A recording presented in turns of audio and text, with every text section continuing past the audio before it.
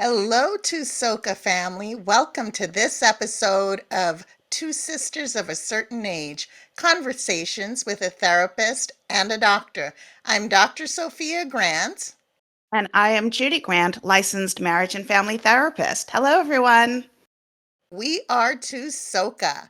Yes, we are. Today we are going to be doing something a little bit different because we are going to be delving into Judy's actual day job. And Go figure. we are going to be talking, I guess we'll be a little bit more professional. We're going to be Let me talking, sit up straighter. yeah, that's true. Um, we're going to be talking about diversity, equity, and inclusion, which is something that, it's something that I've heard kind of thrown around, just like inclusivity, DEI. Judy, hmm what does it mean? Okay, so what does it mean? Let me back up for just a little bit Uh-huh. and say we're on the cusp of Juneteenth. Uh, And I think it's important to just mention what Juneteenth is, how it came about, so on and so forth. And then let's talk a little bit about DI. I think these things work really well together. And since we are in the month of June when we're recording, let's talk a little bit about Juneteenth. And I'm going to be very, very honest.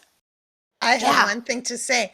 We actually talked a little bit about Juneteenth in a previous episode when we spoke with Lisa Mathis in you're the right. episode Block Party. So if you want to hear her perspective, go back to season 1 and listen to the Block Party episode. Go ahead, Judy. Awesome. Thank you. Thank you. Great Mhm. reference, Candy. So, Juneteenth, and I'm going to be very honest, up until a handful of years ago, I didn't know what Juneteenth was. It wasn't part of my vocabulary. It wasn't anything that was ever discussed in school.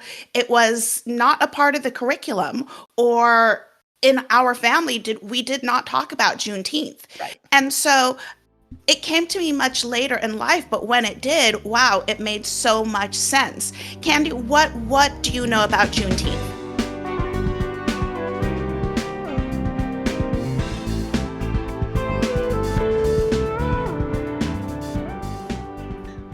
Well, I didn't hear about Juneteenth until I actually went to medical school. So I was what, 22, 23 years old, and I would talk to my classmates. Most of them were from the South, and they would talk about Juneteenth. And my hmm understanding of it was that after the Proclamation, there were some slaves or enslaved people living in Texas who weren't aware that they were free. And they found out that they were free on June 19th, not sure of the year. And then that is the day that we celebrate.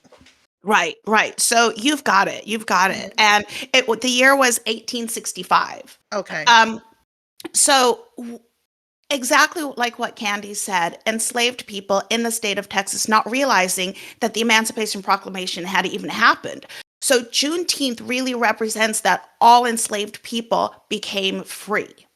Hmm. And since that time, people have been celebrating that, calling it Juneteenth, Freedom Day, Emancipation Day, because that's truly the day that people were released from those shackles that had been burdening them for hundreds of years. Hmm. And it's important to acknowledge this and to celebrate this because it is such a significant date in our history. But again, it has not been shared with the public at large, so people Okay. really don't know what this is. And again, I came to this. My understanding of this happened, many many years later in my life.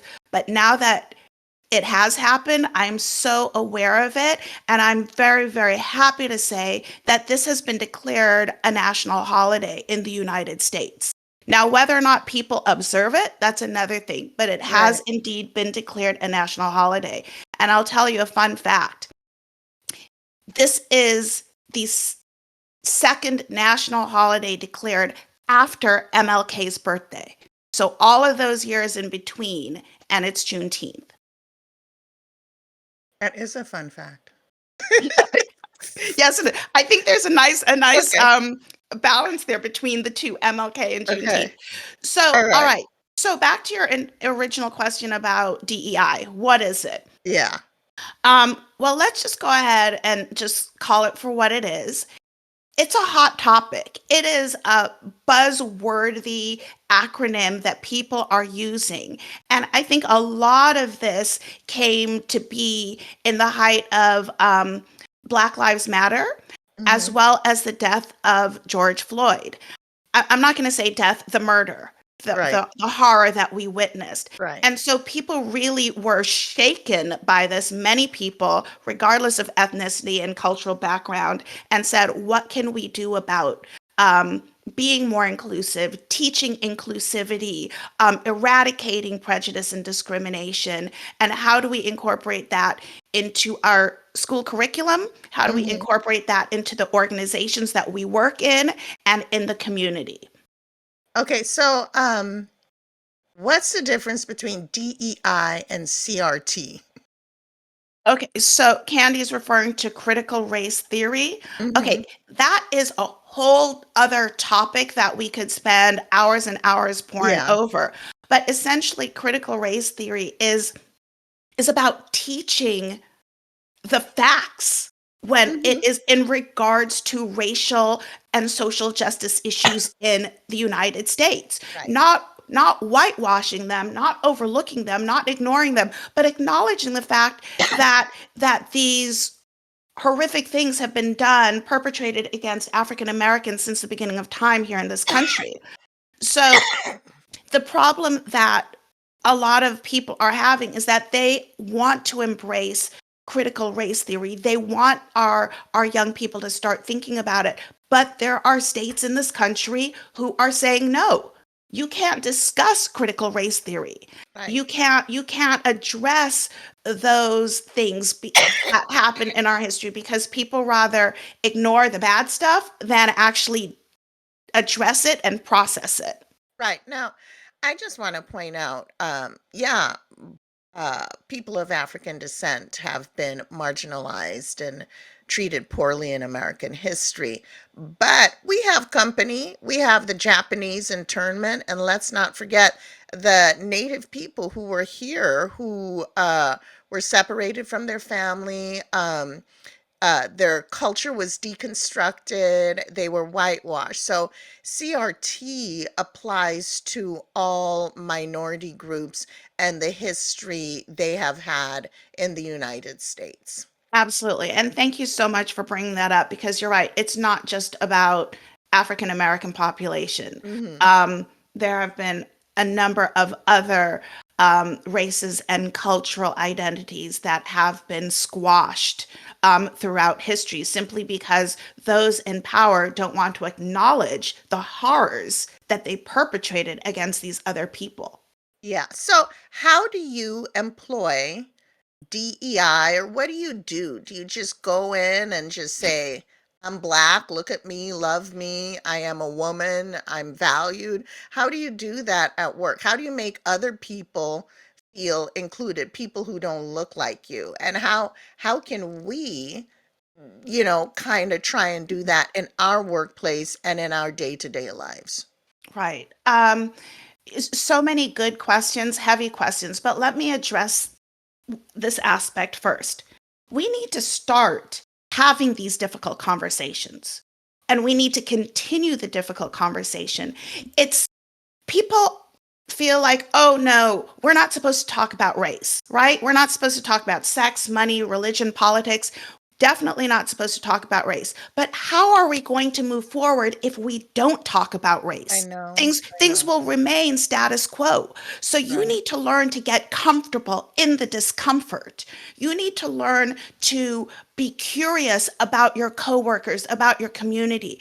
I sincerely believe that the more curiosity that we have around each other and the more questions we ask about one another, our upbringings, our backgrounds, et cetera, our empathy grows. Because when you hear my lived experience and you begin to understand just a little bit of the journey that I've had to take, like I understand your journey, we now have a connection. I know see you no longer see you as other. I see you as Mary or Joe. I see you as a person. And so having those difficult conversations and knowing they're going to be difficult, but persevering through them, I think is critical. Okay, so DEI doesn't just apply to racial stuff. It Oh, applies to the LGBTQI, the LGBTQIA hmm, population, and people who have physical challenges as well. So, yes. I mean, what do you do in the workplace so that somebody coming in will say, you know what, I am a gay person and I use a walker and I feel that my workplace is safe. What would you do to Okay. that person and people who are different when they come into the workplace? Well, the first thing that we do at my agency, and I'm so proud of this, is, during our new hire orientation, I actually go in and I meet with our new hire staff. I talk to them about what we are doing to enhance and further equity for all. I ask them about their lived experience. Share a little bit about you with me. I'll share with you. Um, and we start talking about showing up as your authentic self. And what does that mean? Well, that means we're not going to compartmentalize you. We're not going to say, oh, leave that at home. No, we want you to show up completely as yourself, knowing that you're embraced completely, whether it is the fact that you're a person of a different ethnic background or ability or LGBTQIA or religion or political affiliation. We want to embrace that. And one of the things that I say to staff is that we don't want you to simply fit in. We want you to belong, which sends a completely different message. Mhm. Um, so that's one of the things that we do right from the jump. In addition, we have ongoing trainings that talk about these issues. Again, it's more than just a black and white thing. It is all of our marginalized populations. It is talking about Asian hate and anti-Semitism, and the horrors that are done upon our trans population, particularly our Black trans population. So we open the conversation day one. We continue to have various trainings for our staff throughout the course of any given year. I hold virtual office hours where staff come and we talk about these things on a regular basis. But in addition to that, I've been really pushing this movement to get out into the community. And we've been going into our elementary schools. We have created programs for our elementary school kids, but also for the parents and the faculty. Like, what is it like to create an anti-racist curriculum? How do I raise an anti-racist child? And so, really talking to various parts of our community, whether it's our youth or our adults, our authority figures, about what this means and how they can help to make that change by having the conversation. So, like, what's something that you would speak to fifth graders in an assembly about? How would you break it down to them about, what you do and what it means? So there are a lot of wonderful videos that I've utilized from YouTube about what it feels like to be excluded from something, Hmm. right? And I'm not looking at race, I'm not looking at ability or sexual orientation. What does it feel like to be left out? What does it feel like to be the last person chosen for the team? Then I talk to the kids about how they feel. How do you think that child felt? How do you think you would feel if you were excluded? And it's amazing the things that kids say when they see these videos and they think, I wasn't invited to that birthday party. Oh, yeah. I mean, And I that's, know I've experienced that. yeah. Well, I mean, you know how athletic I am or unathletic. So I was like chosen last, okay?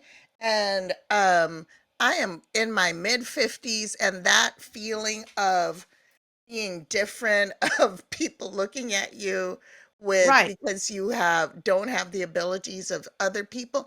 And then, of course, growing up with Rupee Steven, you who were athletic, I was just kind of like the loser. And that made me feel bad. And Right. I think a lot of the DEI work, it kind of comes down to like anti-bullying, because Yes. Yeah. so much of workplace can be bullying. And, people know not to pick on Jewish people or Black people or Hispanic people. But I feel like the last group that people still feel they can pick on are people from the gay, lesbian, transgender population. And it absolutely breaks my heart that you can have people from different ethnicities, people who historically maybe didn't get along, but they can come together in hate for Yeah. somebody from the LGBTQ community. I mean, it absolutely breaks my heart. How do you guys talk about that? I mean, knowing that that is so prevalent. Well, I was actually talking to my boss about this just the other day. Like, we have definitely made forward progress in regards to race issues. Now, they're still there, Right. but we have made progress. But it seems as if we are stepping back one step, two step with our LGBTQIA plus community. And I just don't understand it. So here's an example of how this came up. And actually, this came up in a new hire orientation just this past week, where a new staff, I'm talking about all the things that we do at the agency to support these different populations. And a new staff member said she attended church and the priest said to boycott the Dodgers because they were celebrating pride. Yeah. Boycott the Dodger baseball team. Yeah. Don't go Yeah. to the games because they were celebrating pride. Yeah. And it's like, you have got to be kidding me. Yeah.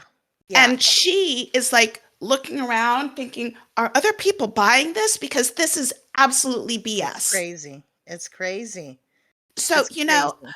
one of the things that we do, again, going back to my agency that I'm very proud of, we have a conference every year that celebrates our LGBTQIA plus community, Nice. our youth and our Mhm. families. We recently held this conference in May, and hundreds of people showed up to learn interventions to and techniques to support our LGBTQIA plus youth and their families, Right. to provide resources. My child is identifying as non-binary. What does that mean? How do I get help for this? Help me understand. We Right. got you. Right. So we have members in our organization who are LGBTQIA, and we acknowledge them and we embrace them and we have them talk about their lived experiences. Um, and sometimes you are just rocked to the core when you hear about the hate. And Right. honestly, like, as a Black woman, like, I've heard it my whole life. And Mhm. then, damn, they're Right. doing this to other people. Right. And these Yeah. other people might not be of a minority in regards to their race, but because of the person they've chosen to love or Right. how they've chosen to express themselves, I Right. don't get it. Right. And just professionally for me, being a specialist in commercial sexual exploitation, there are a lot of kids who are trafficked because when they come out or when they Hmm. are outed, the families will kick them out. So you might have a 14-year-old uh, gay boy or lesbian or transgender, and the parents will say, I can't have you living in my home like that. I can't have you wearing those clothes. And they just kick them out and leave these kids to fend for themselves. And then the only thing they have is their bodies, which end up being exploited by people who do Yes. that type of thing. So, And then they are homeless. right. They might, like you said, turn to sex work. They might Uh-huh. turn to drugs Drugs to and cope, alcohol to and just cope. think about all of the trauma that those little ones, and all they're asking for is to be loved by their parent. I just, it's something that I don't understand. Yeah. Another thing I don't understand is lawmakers trying to dictate how doctors should practice, like gender affirming care. We have people who don't even understand anatomy or human development or human sexuality, making laws about how people should parent and how doctors should do their jobs.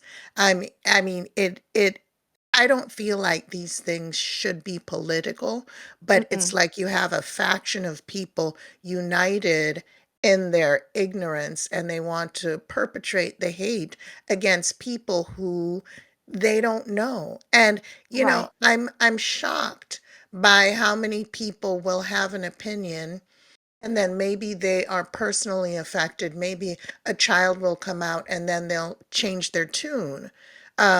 Because just because I don't have cancer doesn't mean I don't think it's horrible.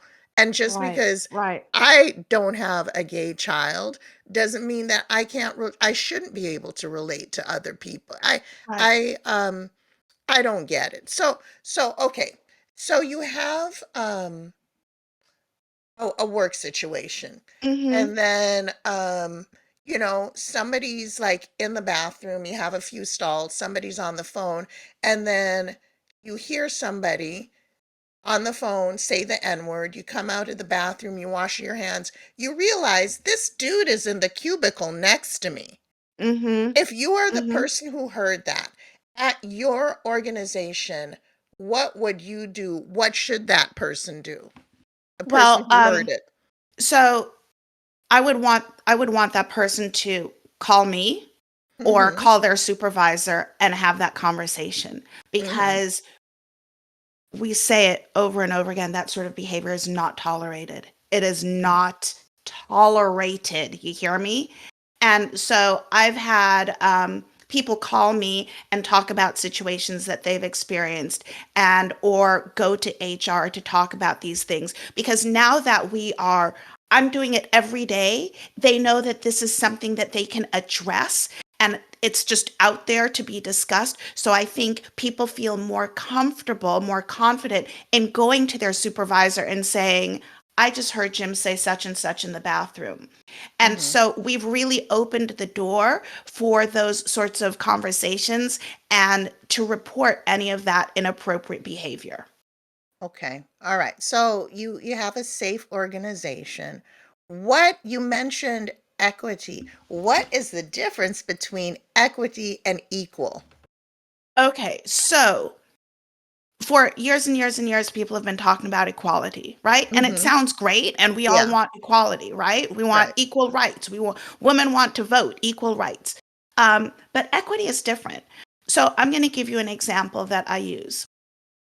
In the era of COVID, our government said we're going to send all families COVID tests to their home. All you Mhm. have to do is go online, drop in your name and address. You're going to get a test, right?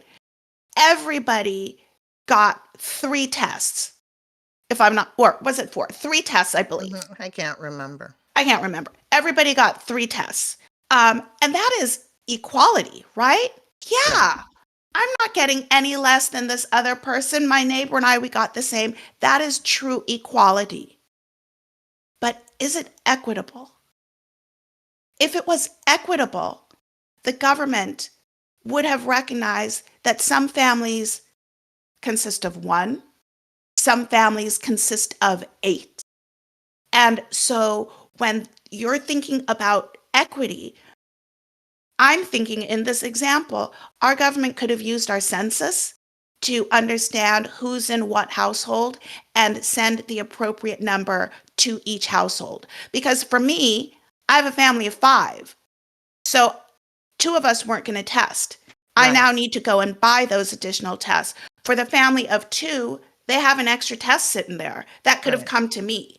So if it Right. was truly equitable, we would all be at the same level playing field to start. Right. So everyone And would have gotten the appropriate number of I tests. just want to point out that those tests were mailed to you, but there are many people without houses. Yes. And Yes. there are many people who don't have internet. So if you really want to make it equitable, there should have been centers where you can go to pick up your test or Mhm. tests if Mhm. you don't have those resources to get it mailed to your home. Yeah, that's a really good point, and thank you for bringing that up. So, Mhm. equity is really like we all start at that starting line, like at this exact same spot. Mhm. How you run your race is going to be different for all of us, but we know that we're all starting right here together. Right. And we haven't been. Right. We have not been. There's an exercise that I did for the very first time in graduate school. It was called the Equity Walk. And I have since used it many, many times at work with my students, with clients, um, where it asks a number of different questions. Take a step forward if you grew up with a mother and father in the home. Take a step forward if you never had to worry about where your next meal was coming from. Right. But at the same time, the people without the mother and father or had to worry were taking a step So, back. yeah. Yeah. So at the end of this exercise, you're standing there and you're seeing where you're standing on that equity line. You're seeing people behind you, you're seeing people in front of you. And the thing about this is, none of those questions have anything to do with what you've done as a human being on this earth. It is Right. the situation in which you were born into. Right. Or It's what your abilities are. yes. Yeah. Yeah. And it has absolutely no bearing on what you've decided to do with your life. Right. Um, and so it's a great exercise. It's incredibly moving and impactful when you see where you are in comparison to your colleagues, your friends, your coworkers, your community. Right. Right. And I just want to point out that there is racism in medicine. Just like the people who are homophobic and racist, they can be in your workplace. Doctors aren't altruistic. The same biases come through in medicine. And it's really sad that many Black people do not trust the medical establishment, and Hmm. there's a long history of that. I think of that sadistic doctor, J. Marion Sims, who was kind of like they call him the father of modern gynecology. Yeah, And he operated on enslaved women without anesthesia because we did not experience pain, or we didn't require anesthesia. Also, that feeling or that belief or that fallacy has is alive and well today in hmm, terms of the administration of pain medication to mm, Black people. hmm, Um, a Black man can be complaining of pain, and then somebody might say, oh, he's drug seeking, or it's not that bad. But somebody of a different race may get pain medication because, oh, he's looking uncomfortable. And right. then it comes to also, you know, having a baby. Yeah, Black maternal health is Yeah, so and important. yeah, and it's very important. It's difficult to say, but as a Black woman having a baby, you are better off going to a place where they see a bunch of Black people, where your doctor is Black. I mean, the fact that Serena Williams almost died after having her first baby is shocking, because she kept on saying, something's not right. I'm in pain. And nobody believed her. And this woman nearly died. Mm, So, as a physician, Black physician, I always want to promote other Black people in the field, and I have made myself kind of the voice, like, when people are agreeing to something I think are crazy, I'm like, "Wait a second, hold on. Why did you say that?" Mhm. Or, "Why did you" I can't remember if I've mentioned this on the podcast before, but, we do hair drug testing at my office for, exposure to drugs, kids exposed to drugs, and you need a certain weight, and, there was a little girl who came in, and she didn't have a lot of hair. She might have been, like, 15 months, and, someone said, "Well, just shave her head and use all that hair. That will add" I'm like, "Wait a second. Right. Hair means something completely different to Black people. Yeah. You cannot shave this girl's head because all you want is to do some hair drug testing." And if I had not been there, people would have just gone ahead and done it. I feel Yeah. I have to step in as a voice for my people and then all marginalized people. Mhm. And, we talk about kids in the office who somebody might be transgender. Oh, this is Devin, transgender male. But then people will refer to Devin as she. And I Mhm. don't think it's Mhm. a purposeful thing necessarily, but and it's not just me. I'm not like some, oh, I'm some big bastion of inclusivity because my office is pretty good. But then we remind each other Devin identifies as a boy. We need he. Right. So we actually have those identifiers on our forms. Like we Mhm. might say biological male identifies as female, preferred name. Preferred So name. so Mhm. that we and preferred pronouns so that we can make the space, my space, feel inclusive and Right. comfortable. Right. So Absolutely. now, I want to ask you something. Since you've been doing this DEI work, do you feel more comfortable acknowledging like racism in your personal life? Like if you have a friend who says something, you're like, Oh, yes. okay, Yeah. are you Yeah. comfortable sharing a story? Um, Like, I have a story in mind, but whenever I think about it, it reduces me to tears. So I'm not mhm, going to get into the details of the story, right.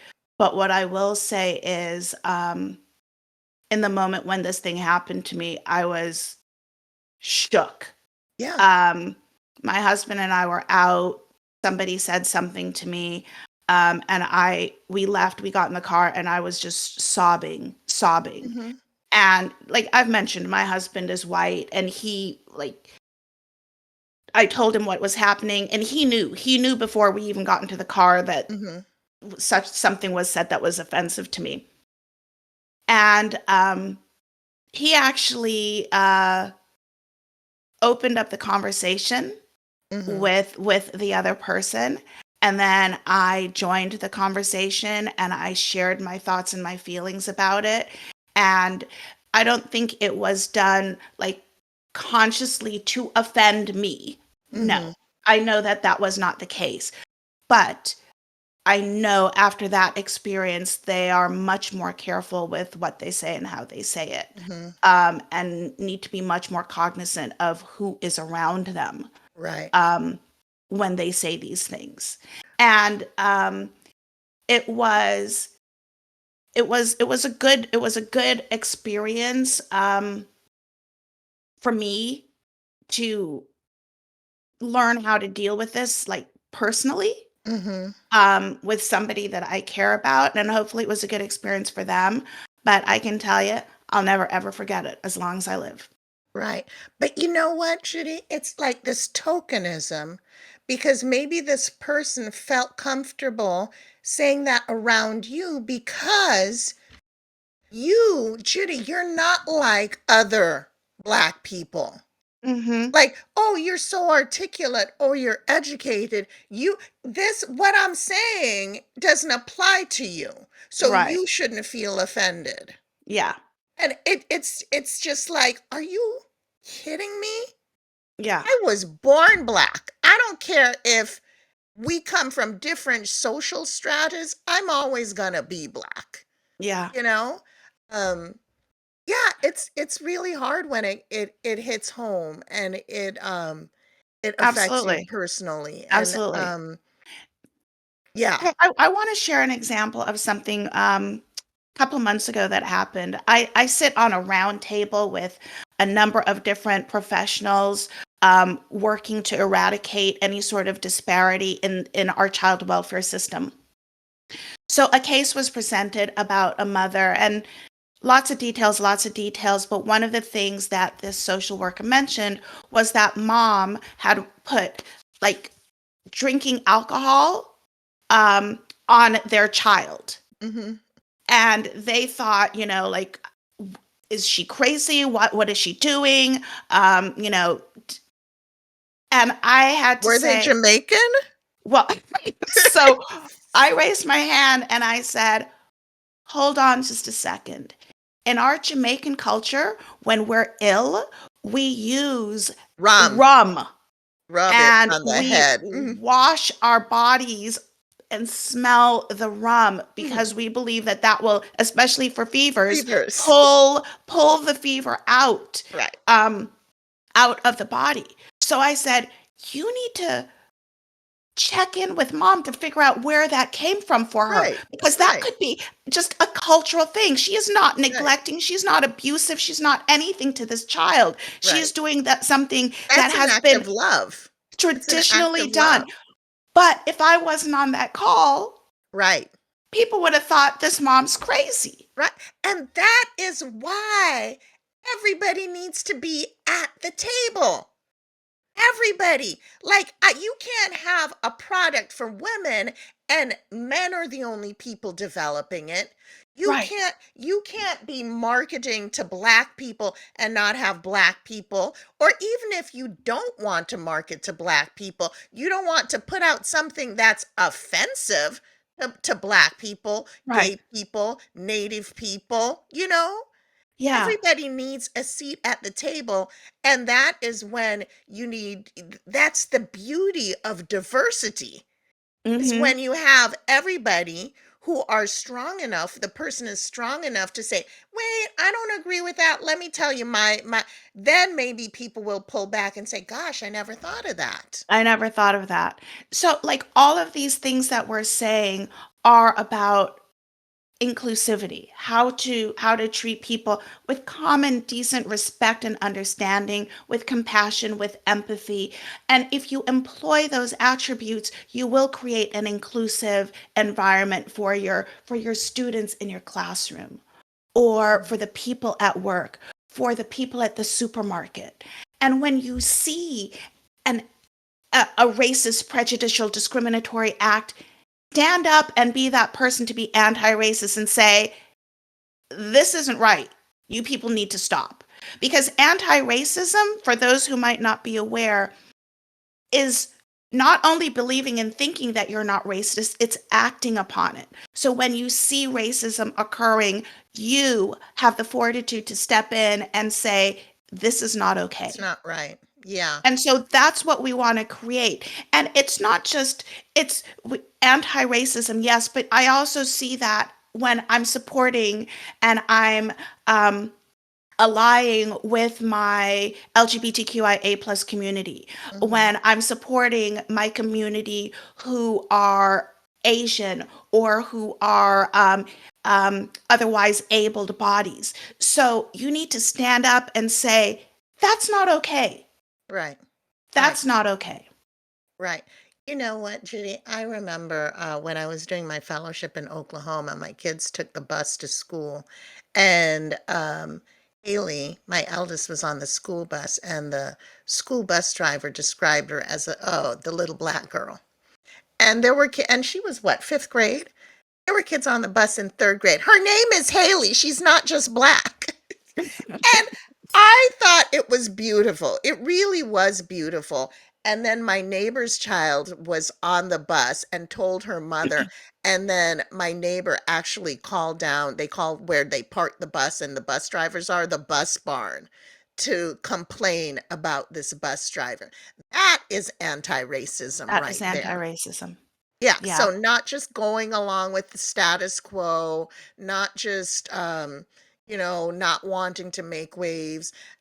I've had friends who, like, when something horrific happens, like, which horrific thing? There's so many horrific things that happen in the news, will reach out to me and send me a private message, like on Facebook. And I appreciate it, but you need to put it on your page. You need to say this is not okay.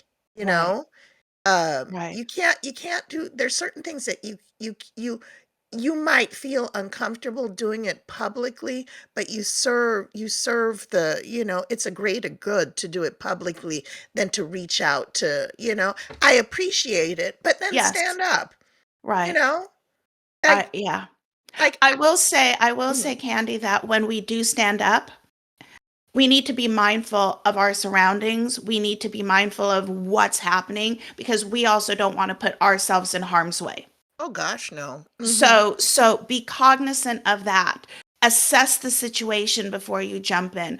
When it's appropriate, do the jumping. When you see that this could be problematic, maybe you step back. Maybe you have additional support with you to confront the situation. So it's two or three other people. Or maybe it's time to, get authorities involved in some way to help Right, de-escalate the situation. right. But it's like, I'm going to tell you something. Tell I me didn't something. I did not know that I wanted this job until I got it. I was never that militant black kid or teenager or young adult. It was not a part of me. But my I God. I was the militant black one. Mommy told me that one time, I don't know how old I was, and she and Daddy were talking. They said, "How can it turn out like this? So militant." Right. So, but again, I was not that person. I But since having this job, Yeah. I love my job. I know. I love the work that I get to do, and I'm getting teary eyed thinking about it. And this Mhm. is where I was supposed to be. And my Right. therapeutic background and all of my other experiences really help to inform how I do this work. Um, and I think I come at all of it from a place of compassion and truly wanting to embrace everybody. Right. And this is where I was supposed to be. So I'm grateful every single day for the opportunity to share belonging, inclusivity, embracing diversity for the beauty that it is. It feels good, doesn't it? It It really feels does. good. Yeah. It really Yeah. does. It really does. Well, Whew. woo. Yeah. We have talked about DEI stuff, and I mean, we could do a whole series on this. Yes. But, to our audience members, to the Tusoka family, thank you for listening. And if you want to learn more, there's so many books out there. How to be anti-racist. I have this one here. It's called Post-Traumatic Mm. Slave Syndrome. Yep. And then this one is so good. It's Oh, called Stamped from the Beginning, and it's a big book. There's a shorter version of it called Stamped, and it's for adults and kids, and it's also on audiobooks. But there are so many books out there if you want to educate yourself, if you want to yeah. learn what to say when somebody say if you aren't a confrontational person and confrontation makes you uncomfortable, there's certain things that you can do, but there's so many resources out there, and we encourage you to, and not just people from the majority race. Everybody can benefit from these Mhm, resources. mhm, mhm. There are a lot of wonderful, wonderful videos, TED Talks. Yeah. Love the TED Talk. I recently discovered Baratunde Thurston. I listened to a TED Talk that he conducted, and he mentioned his book, and I was immediately on Amazon, and I bought his book, How to Be Black. Um, the stamped book collections are wonderful uncomfortable conversations with a black boy and a black man by Emmanuel Acho, also great resources. And just keep your mind open. Yeah. We're just asking that you keep your mind open and you stay curious. When with curiosity, with understanding, grows empathy, grows love. Thank you so much. So, to Soka family, thank you so much for joining us today. It's been a pleasure to have this conversation with you. Please feel free to reach out to us at our email address, twosokapodcast@gmail.com, with any questions, any thoughts, any feelings. Please be sure to like, follow, review, so we can get We our love numbers the up. reviews. Oh, we love the reviews. Mhm. Yeah, the reviews, the comments, the questions, they're just wonderful. So please feel free to do that. Reach out to us at any time. You can also find us on Instagram. We'd like to thank No Longer Network for the amazing producing that they do. Couldn't do this without them.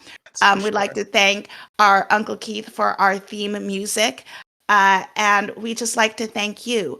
So please know that if you have ever questioned anything in regards to DEI, if you have been the victim of, these discriminatory practices, or maybe if you've even perpetrated these behaviors, please know that here at Tusoka, We we can can relate. relate. No Longer Network.